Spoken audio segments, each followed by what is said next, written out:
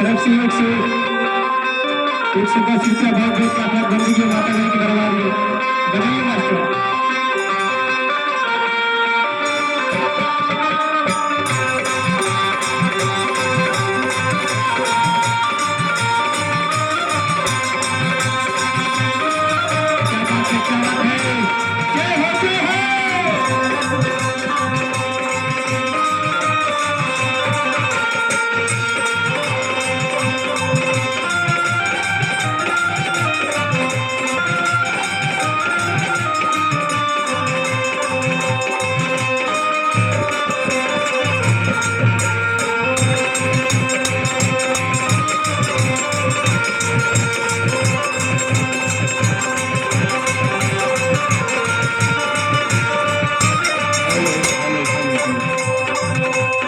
देखिए एक भक्त माई के दरबार में जाके कहा था, नवरात्र के पावन महीना में माई के दरबार में कहा था भक्त,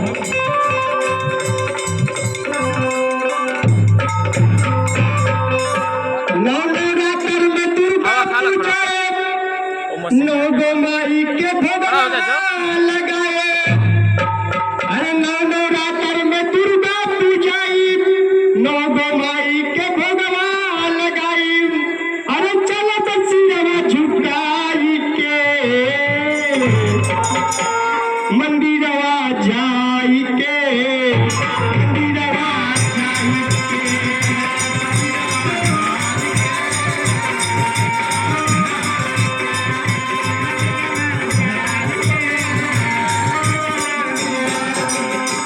नवरात्र में दुर्गा पूजाए नौ गो माई के भगवान लगाई।